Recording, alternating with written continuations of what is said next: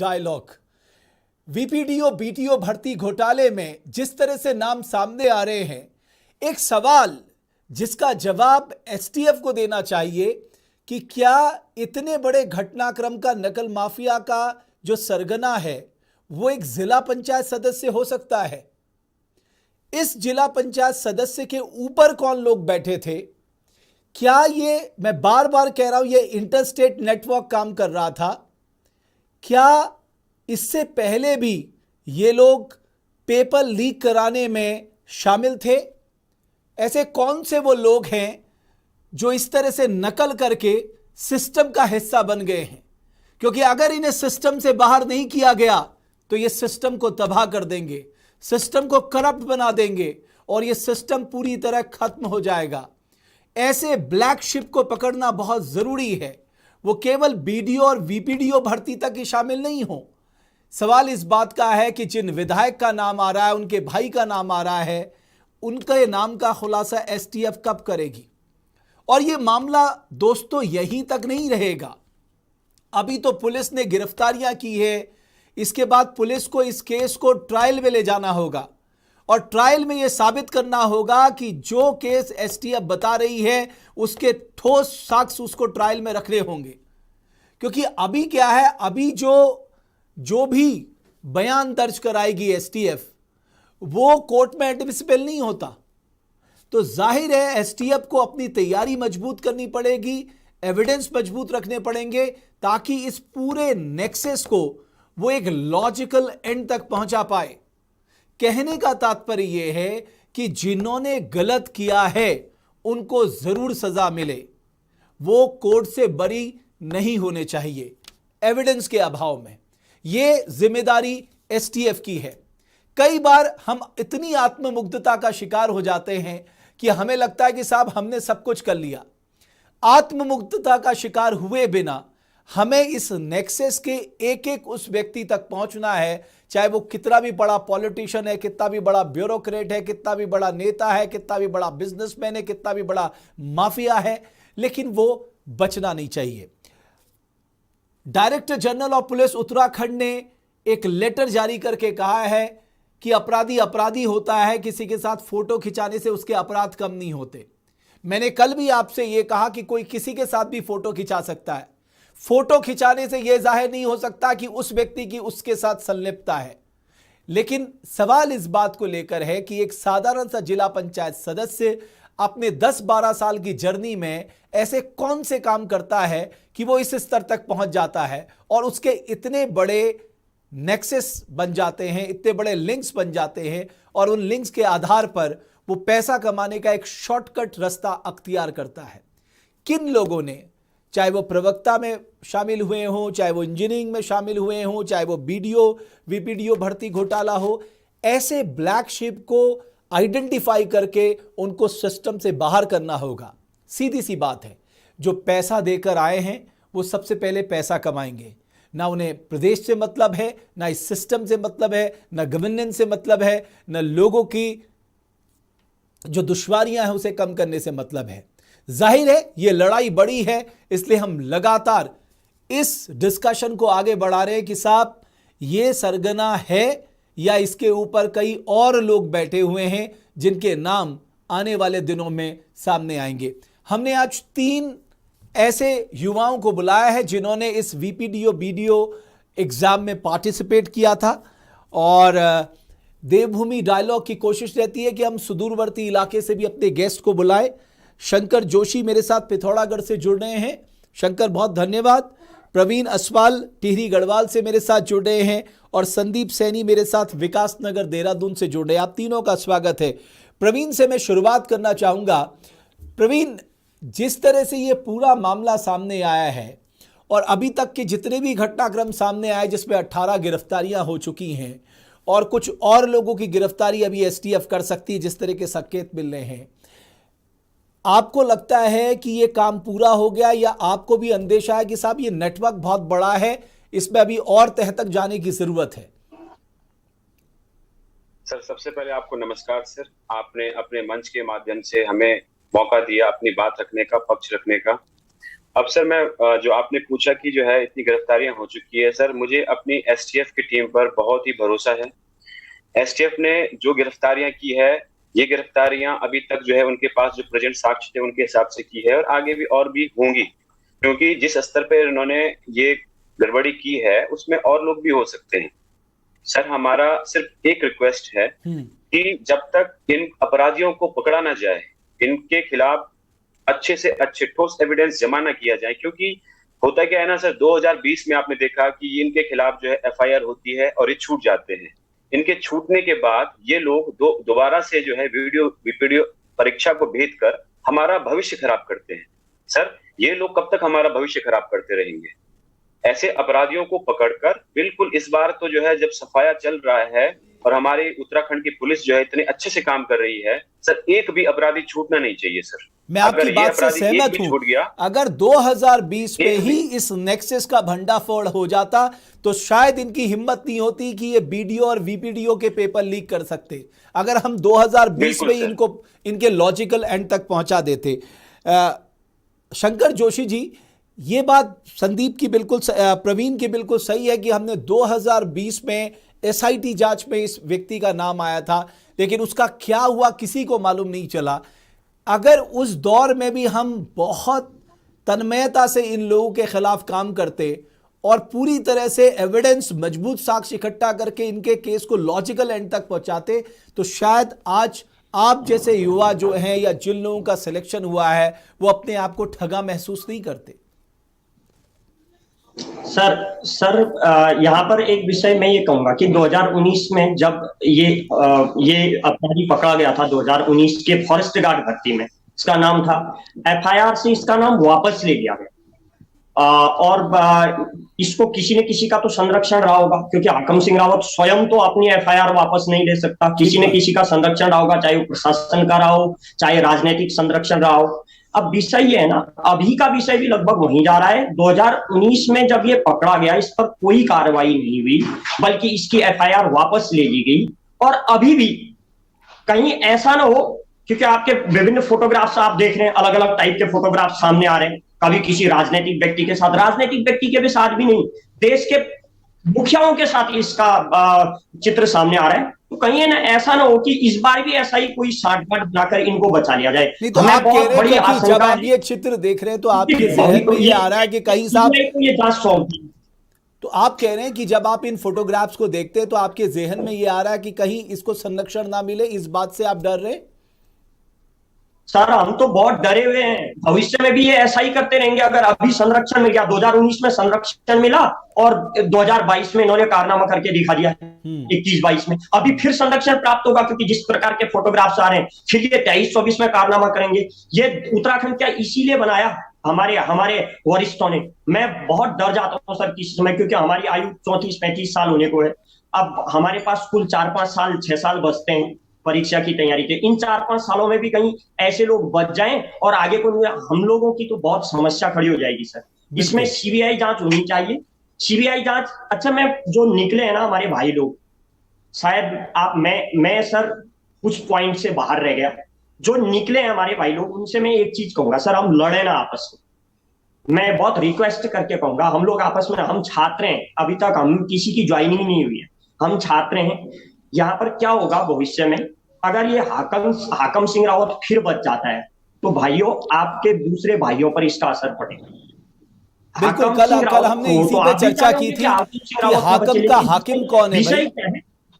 हाकम का हाकिम कौन है? हाकिम का संरक्षणकर्ता कौन है? इसका नाम अगर एफआईआर में था तो इसका नाम कैसे हट गया? सर मैं पूरी बात करता हूं कि अगर हाकम सिंह रावत बच गया तो क्या होगा।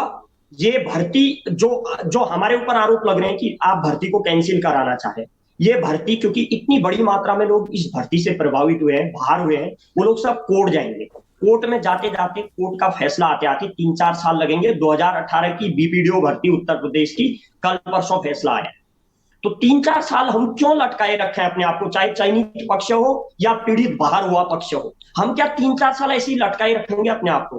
चयनित पक्ष को भी ये सोचना चाहिए और जो बाहर हो गया उस पक्ष को भी ये सोचना चाहिए कि इस परीक्षा को 3-4 साल लटकाने के बजाय हाकम सिंह रावत जैसे बेईमान लोग कैसे जल्दी से इनके ऊपर कार्रवाई हो। कार्रवाई माने कि न्यायालय में ये लोग कटघरे में खड़े हो, न्यायालय से इनको जल्दी से जल्दी कैसे सजाओ, ये प्रयास करना चाहिए ताकि दूसरा न करे। बिल्कुल, और ये तो कोर्ट में जानिए सर, ठीक मुझे है जहां शंकर तक जोशी लगता जी। है, मेरा व्यक्तिगत मामला है, संदीप मैं सैनी, सोचना है कि कोर्ट में जानिए, क्योंकि एक बात आपसे कहना चाह रहा हूं कि अभी तक जिस तरह से इस पूरे प्रकरण में एसटीएफ ने गिरफ्तारी की है, आपको क्या लग रहा है कि इस बार ऐसे लोग शिकंजे से नहीं बच पाएंगे? STF is serious, government serious है जितना अभी तक का इन्वेस्टिगेशन हुआ है? जी सर, आपका बहुत बहुत धन्यवाद। आपके माध्यम से मैं इस मंच से जुड़ा हूं, और मैं अभी जो दो भाई अभी बता रहे थे, मैं उनकी बात से बिल्कुल संतुष्ट हूं और सेटिस्फाई हूं। देखिए, ये मुद्दा जो है भ्रष्टाचार का, ये केवल सिर्फ और सिर्फ एक युवा पीढ़ी के लिए नहीं, जो आगामी जो छात्र हैं और उनके माता पिता जो हैं, जो उनको आज हाई क्वालिटी की एजुकेशन दे रहे हैं, उन सभी के लिए ये मुद्दा एक अभिशाप बन चुका है। देखिए सर, मैं कहना चाहूंगा कि जो अभी हाल फिलहाल में जो एसटीएफ ने जो कदम उठाया है, गिरफ्तारियां की हैं, ये एक सराहनीय कदम है और सराहनीय कदम होना भी चाहिए। और दूसरी बात मैं ये कहना चाहूंगा, समस्त उत्तराखंड के सभी जितने भी विद्यार्थी हैं आज मुझे सुन रहे हैं, मैं डायरेक्ट विकासनगर देहरादून से जुड़ा हूं, संदीप सैनी। मैं आप सभी से आग्रह करना चाहूंगा, देखिए इस उत्तराखंड के अंदर राम कंडवाल, बॉबी पवार और पीसी पंत, सिर्फ और सिर्फ ये तीन लोग जिन्होंने इस भर्ती को लेके इतना बड़ा मुद्दा उठाया और वास्तविकता में सकारात्मक रूप से सामने आया। अब आपका औचित्य भी बनता है, उन लोगों ने जो करना था वो कर चुके हैं, लेकिन यह मुद्दा किसी भी तरह से विफल नहीं होना चाहिए। और बहुत बहुत आभार व्यक्त करता हूं मैं एसटीएफ का, जिसके द्वारा इतनी बड़ी तादाद में भ्रष्टाचार को पकड़ा गया है। लेकिन मैं ये देख रहा हूं कि यहां पर युवा बटे हुए हैं, खासकर जो सेलेक्ट हुए हैं उनका मत अलग है, जो सेलेक्ट नहीं हुए उनका मत अलग है। देखिए, एग्जाम का क्या होगा, इस एग्जाम को कैंसिल किया जाएगा या उन लोगों को आइडेंटिफाई कर लिया जाएगा जिन्होंने नकल की है, ये सरकार को तय करना है। लेकिन ये एक ऐसा मौका है कि उत्तराखंड के हर युवाओं को अब एकजुट होना पड़ेगा। अगर कोई आपकी नौकरी पैसों में बेच रहा है, कोई आपकी नौकरी में बैकडोर से एंट्री कर रहा है, कोई आपकी काबिलियत को पैसे के दम पे खरीद रहा है, कोई आपकी काबिलियत के बदले बड़े बड़े नेताओं के क्लोज होने के फायदे उठा रहा है, तो उसको आप तभी उस सिस्टम को सुधार सकते हैं जब आप एकमुठ हो, जब आपके भीतर एकजुटता हो, आपके भीतर एकता हो। प्रवीण, क्या आपको नहीं लगता कि कम से कम इतने घटनाक्रम सामने आ गए हैं, अगर यूथ जो है वो एम्पावर्ड है और वो यूनाइटेड है, तो किसी बड़े माफिया की या किसी सरकार की या किसी नेता की, ब्यूरोक्रेट की दम नहीं कि वो इस तरह के कारनामे कर सके? सर, सबसे पहले मैं सर ये बता देना चाहता हूं कि हम यूथ जो है उत्तराखंड के, हम बिल्कुल विभाजित नहीं है सर। अगर आज जो है जो बॉबी जी और जोशी जी जो बात कर रहे हैं भ्रष्टाचार की, हम भ्रष्टाचार के मुद्दे पे एक हैं सर, अलग नहीं है। सबसे पहले ये स्पष्ट कर देना चाहता हूं कि भ्रष्टाचार के खिलाफ की लड़ाई में हम हर किसी के साथ हैं। हम अपने उत्तराखंड को, देवभूमि को ना सर, हम पाप से मुक्त करना चाहते हैं, भ्रष्टाचारी से मुक्त करना चाहते हैं। और इस मुक्त करने के अभियान में हम अलग कैसे हो सकते हैं सर? हम बिल्कुल अलग नहीं हो सकते। हाँ, कुछ छोटी छोटी बातें हैं जिन पे हो सकता है कि हम सिलेक्टेड कैंडिडेट और जिनका कुछ नंबरों से रुक गया है वो मतभेद होंगे, वो उनको हम निपटा लेंगे। पर सर ये क्लियर मैसेज है कि भ्रष्टाचार के खिलाफ हम बिल्कुल हैं और रहेंगे। और हमें अगर बॉबी पवार या इनके साथ में रैलियों में भ्रष्टाचार के खिलाफ आना पड़ेगा सर, हम जरूर आएंगे, क्योंकि आज ये भ्रष्टाचार की लड़ाई चल रही है, हम इसको आधे रास्ते पे छोड़ नहीं सकते सर। पहली बात तो सर ये है। और दूसरी बात सर ये है कि सर आप एक चीज बताइए, एक स्टूडेंट अगर पढ़ाई नहीं करेगा तो सर वो फेल हो जाएगा, विफल हो जाएगा। लेकिन सर आप ये बताइए कि अगर हमारा प्रशासन, हमारा शासन अगर कहीं विफल हो रहा है, मतलब विफल होने से मेरा तात्पर्य है कि एग्जाम कंडक्ट कराने की जिम्मेवारी, भाई अगर आपका जो है UKSSC को अगर बनाया है, 2014 में आपने अधिसूचना निकाली, आप ही ने स्थापित किया है, आप ही की स्थापित प्रक्रिया से हम लोगों ने एग्जाम दिया है, हमारा DV हुआ है और सरकार भी सब कुछ आपकी ही थी। आप ही के शासनकाल में अगर हाकम सिंह पकड़ा गया, छूटा, ये सर देखो पॉलिटिक्स हमें नहीं आती स्टूडेंट को, ये सब आपकी जिम्मेवारी है सर। हमारी जिम्मेवारी पढ़ना था, अगर हम पढ़ते नहीं तो हम विफल हो जाते, ये हमारी साइड से था। लेकिन सर अगर प्रशासनिक विफलता होती है, क्या उसमें भी छात्र फेल हो जाएगा सर? प्रशासनिक विफलता होने से क्या हम फेल होंगे? सर ये तो एक हमने मेहनत की है, हम सिर्फ मेहनत का अपना हक मांग रहे हैं सर। बिल्कुल। हमारा मुद्दा नितिका यही है। सिंह ने एक बड़ी अच्छी बात की है, हमारी व्यूवर्स हैं जो हमसे कह रही हैं कि स्टूडेंट क्या करे जिनका 2 मार्क्स है प्लस जिनका लास्ट अटेम्प्ट है, हम कहाँ जाएं? ये कितनी बड़ी बात उन्होंने कही है, जिनकी एज लिमिट हो रही है, जिनका ये लास्ट अटेम्प्ट था, वो कहाँ जाएं? मतलब सबकी अपनी अपनी चिंता है। बट प्रवीण असवाल, मैं आपकी एक बात की ताकीद करूंगा कि आपने बहुत अच्छी बात की, जब बात भ्रष्टाचार से लड़ने की होगी तो सारे युवा एकजुट होंगे और ये दिखना चाहिए शंकर जोशी, ये दिखना भी चाहिए कि हमें करप्शन से लड़ना होगा, हमें देवभूमि को करप्शन फ्री बनाना होगा, हमें भ्रष्टाचारियों को यहां से भगाना होगा। जो लोग भ्रष्टाचार के आकंठ में डूबे हैं उनके खिलाफ उठना होगा, आवाज उठानी होगी, बिना डरे उनके खिलाफ खुलकर बोलना होगा। जिन्होंने बैकडोर से एंट्री कर ली है, अपने अपने भाई भतीजे को, अपने अपने पीआरओ वगैरह को लगा लिया, उनके खिलाफ आवाज उठानी होगी।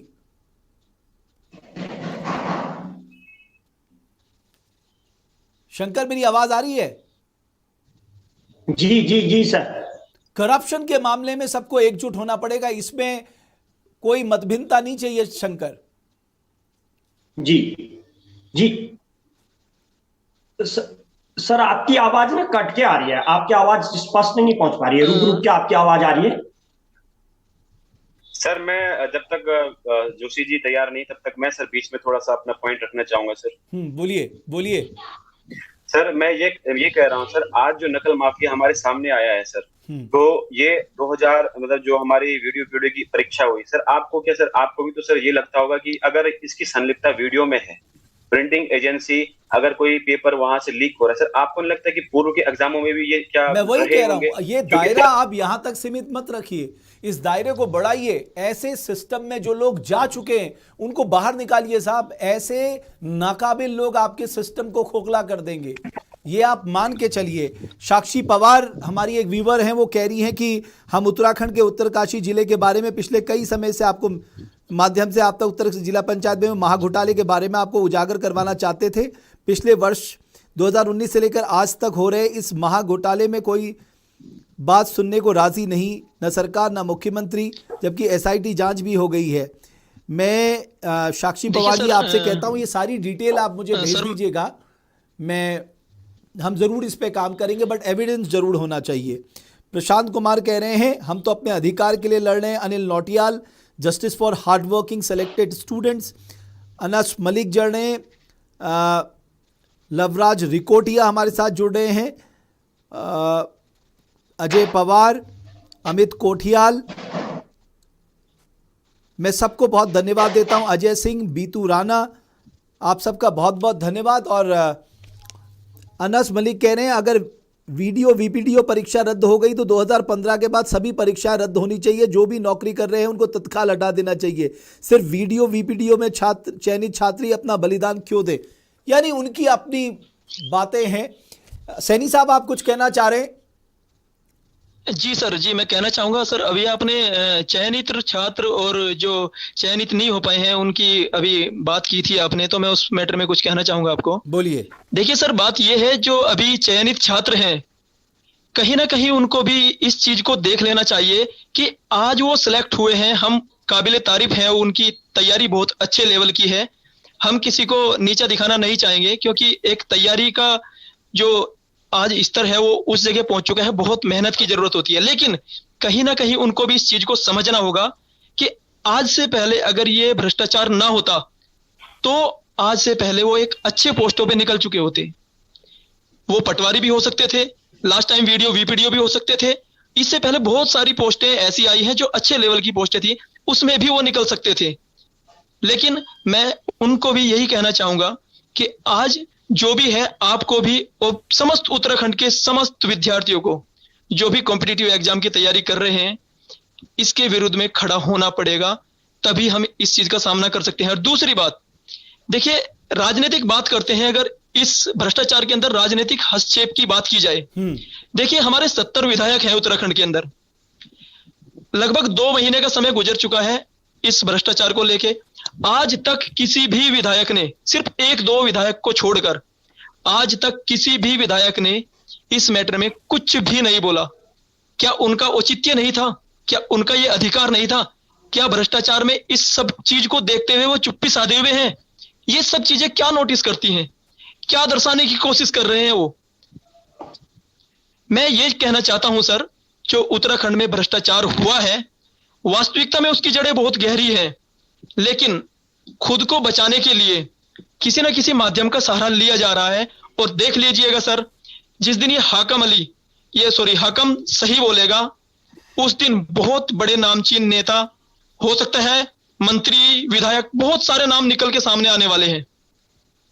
तो जाहिर है हाकम का मुंह खुलाना एसटीएफ का काम है। शंकर जोशी जी, एक बात जो सामने आ रही है वो ये है कि साहब, क्या इस जांच का दायरा बढ़ना चाहिए? ये सिर्फ बीडीओ वीपीडीओ तक ही सीमित नहीं रहना चाहिए, क्योंकि बताया ये जाता है कि उस पर्टिकुलर एरिया के काफ़ी लोग अलग अलग एग्ज़ाम में सेलेक्ट हुए हैं। तो जाहिर है इस बात की संभावना बढ़ जाती है कि तब भी पेपर लीक करके उन तक पहुंचाया गया हो। यस सर, मैं एक बात कहना चाहूंगा। ये बात शंकर जवाब की देंगे। पूरी संभावना नहीं है, बल्कि 2019 के फॉरेस्ट गार्ड में जो 47 लोग नकल करते हुए ब्लूटूथ के जरिए पकड़े गए, उनको नौकरी दी जा रही है। तो वहीं से जांच क्यों ना शुरू की जाए 2019 से? 2019 में फॉरेस्ट गार्ड की जांच हो, वन दरोगा भर्ती की जांच हो, उसके बाद आपके एलटी भर्ती की जांच हो, उसके बाद अभी बीपीडीओ बीडीओ तक सीमित क्यों रहना है? पर सर मैं एक बात और कहना चाहूंगा सर, जब सर हम लोग फॉर्म भरते समय थोड़ी सी भी एक मात्रा संबंधी गलती भी कर दें तो हमारा फॉर्म रिजेक्ट हो जाता है। ग्रुप डी की भी जांच हो। लेकिन आयोग इतनी बड़ी गलती कर रहा था पिछले 4-5-6 साल से, आयोग से पूछने वाला सर कोई नहीं था।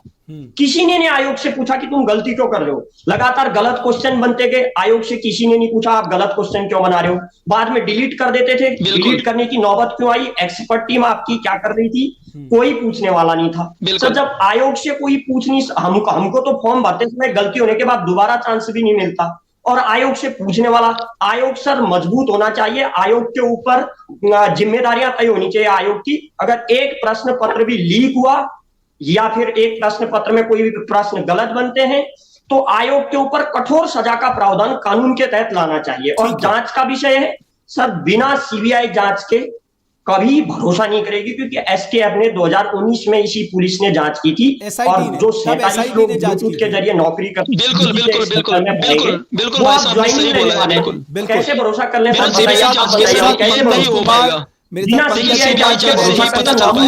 स्टूडेंट्स वो कह रहे हैं, आयुष कुमार कह रहे हैं जो अभी तक का, और माननीय मुख्यमंत्री जी का आदेश बहुत आनंद आ रहा है सर, बहुत अच्छा लग रहा है कि ये लोग काम बहुत अच्छा कर रहे हैं। माननीय मुख्यमंत्री जी का भी आभार और एसटीएफ का भी आभार। लेकिन सर 2019 की स्थितियों को देखते हुए मन नहीं करता कि इस बार भी जांच बहुत अच्छी हो पाएगी, इसलिए सीबीआई को जांच सौंप के पूरा का पूरा परत एक बार खोली जाए इनकी, ताकि भ्रष्टाचार करने में आदमी 10 बार सोचे आज से। ओके, मैं आ रहा हूं आपके पास, मैं कुछ अपने दर्शकों का नाम ले लूं। आयुष कुमार कह रहे हैं कि जो सिलेक्टेड बच्चे हैं उनको ज्वाइनिंग मिले, और हमारे साथ पंकज कुमार जुड़े हैं, justice for hard working student. Mayank Rawat हमारे साथ हैं, वो भी कह रहे हैं justice for hard working student. Tarun Sambal कह रहे हैं री एग्जाम ही सोल्यूशन है। अनूप रोथान कह रहे हैं कि उनका कहना है कि बिना कुछ गिने चुने 2-3 लोगों को बैठाते। अनूप रोथान कह रहे हैं सब कुछ पता चल चुका है, दूध का दूध और पानी का पानी हो चुका है, उसके बाद भी आप कैसे नियुक्ति दिलाना चाहोगे? आप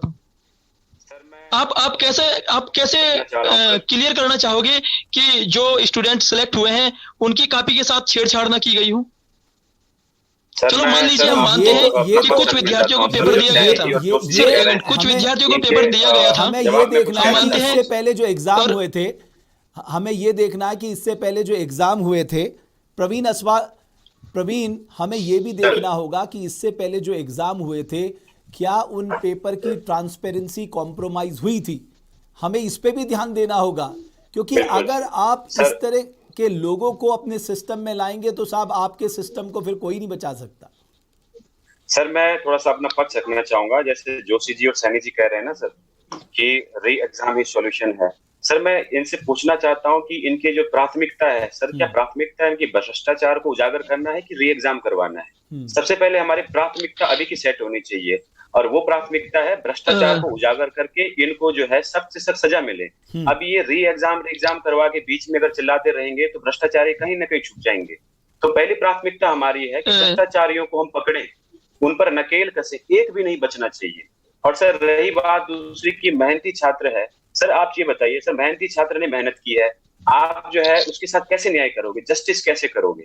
आपके पास में एक अभी जो है चेयरमैन सर ने बताया था कि जस्टिस जो है कुरियन है, सुप्रीम कोर्ट के रिटायर्ड जज हैं, उनकी ओपिनियन है। सर आप जो है जब हम न्याय मांगेंगे तो न्याय तो हम जो है हाई कोर्ट और सुप्रीम कोर्ट से ही मांगेंगे ना सर।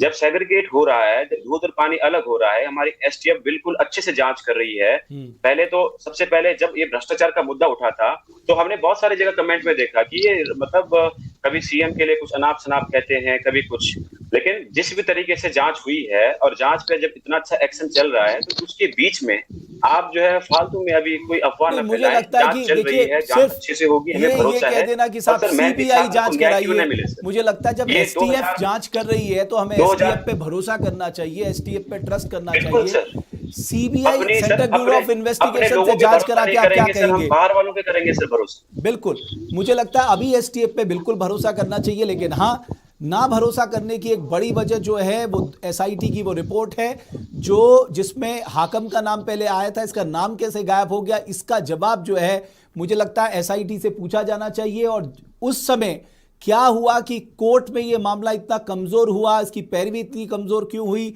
हाकम के ऊपर किसका हाथ था, किसके दबाव पे उसका नाम हटाया गया, ये सब ऐसे सवाल हैं जिसका एसआईटी को जवाब देना चाहिए कि साहब ऐसा क्यों हुआ। अगर ये हाकम तब पकड़ में आ जाता तो शायद ये अपने खेल को जारी नहीं रख पाता।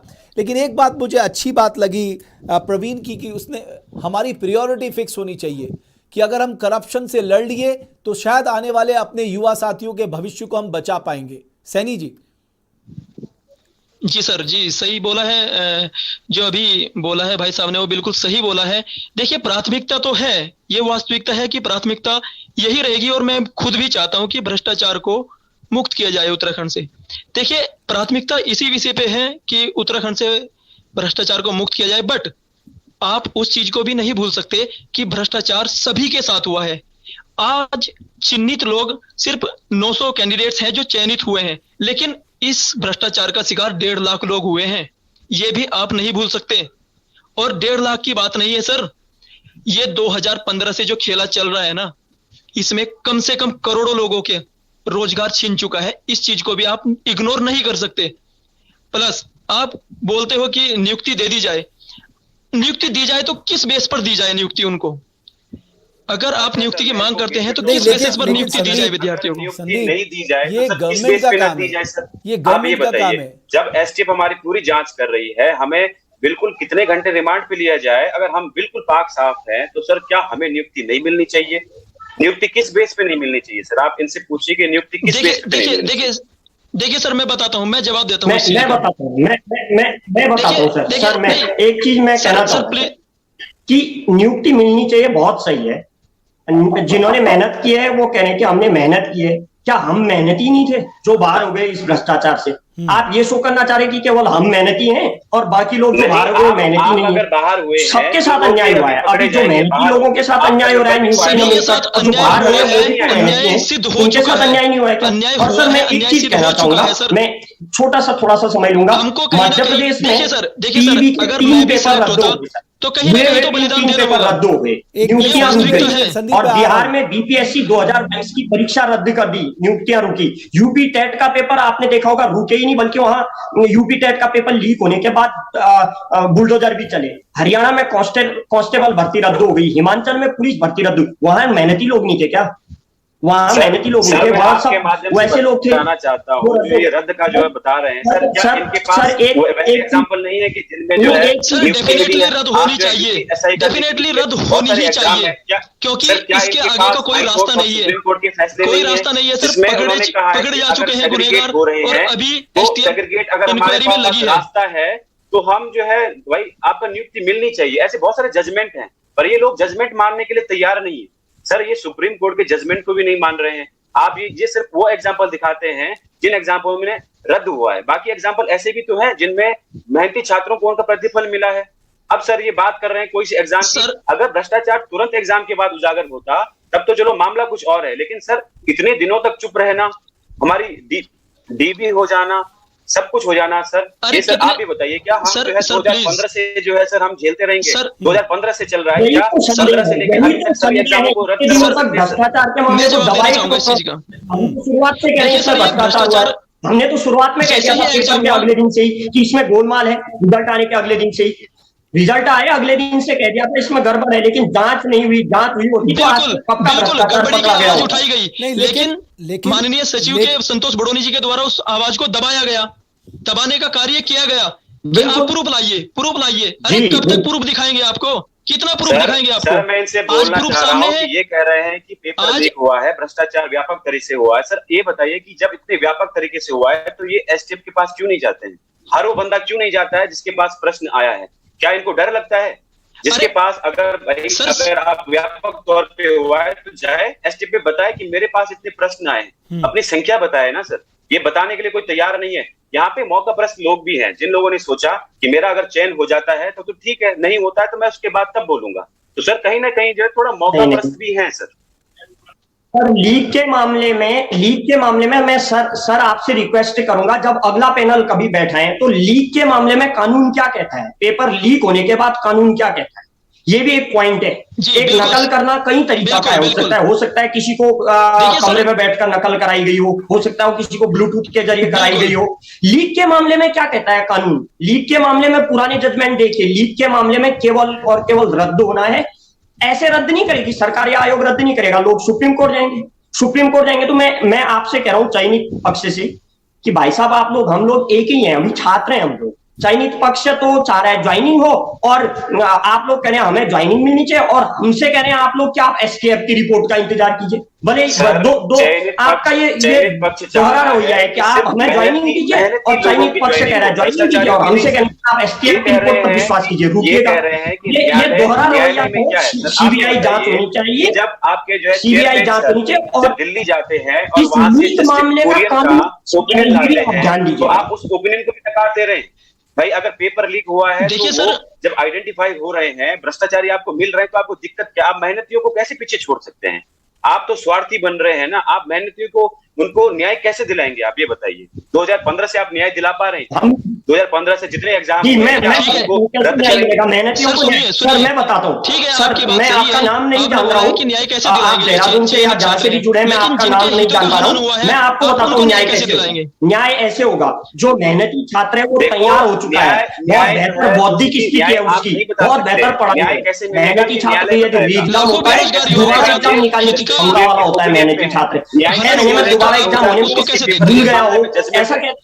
मैंने एग्जाम निकाला है, 6 महीने बाद दोबारा एग्जाम होता है तो मैं भूल गया हूं सर, अब मैं नहीं याद कर सकता हूं। 6 महीने में हम भूल गए हैं सालों की तैयारी। बताइए ये कैसे हास्यास्पद विषय पर बात कर रहे हैं आप? 6 महीने में भूल गए आप एग्जाम होने पर। मैं एक बात कहना चाहता हूं, इसका इस डिबेट से कोई सोल्यूशन नहीं निकलेगा।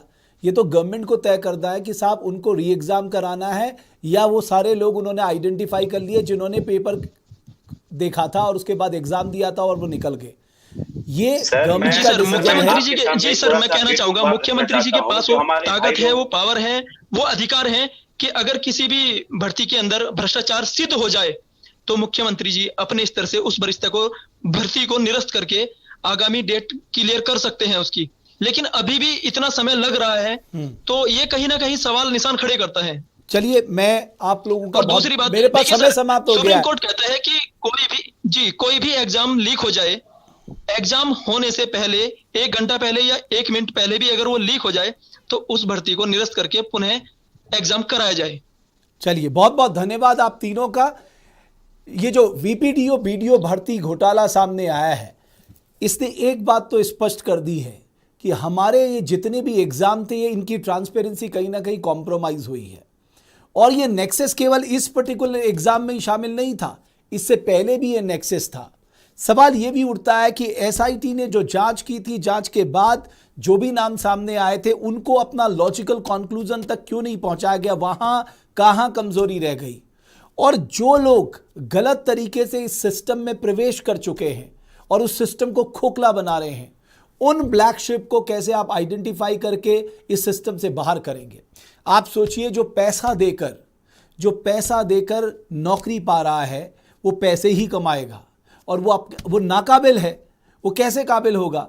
उस सिस्टम में जिस जगह के लिए आप, जिस पोस्ट के लिए उसको चुन रहे हैं, वो पैसे के दम पे आया है, ना उस पोस्ट का सगा है, वो पूरे टाइम भ्रष्टाचार करेगा और पूरे सिस्टम को जो है वो तबाह करेगा। इसलिए बहुत ज़रूरी है इसका दायरा भी बढ़ाया जाए, और जितने लोग हैं, खासकर ये जो बैकडोर एंट्री भी कराई गई है कुछ नेताओं के द्वारा, इनके ऊपर भी स्ट्रिक्ट एक्शन होना चाहिए। मैं फिर कहना चाहता हूं, उत्तराखंडियों के भविष्य के साथ जिसने भी खिलवाड़ किया है वो एक तरह से गद्दार है। जिसने भी पैसे लेकर नौकरियां बेची है वो गद्दार है। जिसने भी पैसे लेकर तमाम अपने भाई भतीजों को लगाया है नौकरियों में, वो उत्तराखंड का दुश्मन है, यहाँ के दुनियाओं का दुश्मन है।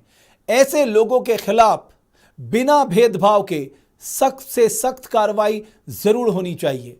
और मैं आपको विश्वास दिलाता हूं, हम हर रोज ये सवाल उठाते रहेंगे। हम उन मामलों को भी सामने लेकर आएंगे जिसमें बैकडोर से अपने अपने चहेतों को एंट्री दी गई है, अपने अपने चहेतों को रेवड़ियां बांटी गई हैं। प्रधानमंत्री जिन रेवड़ियों की बात करते हैं, यहां तो नौकरियों की रेवड़ियां बट रही हैं उत्तराखंड में।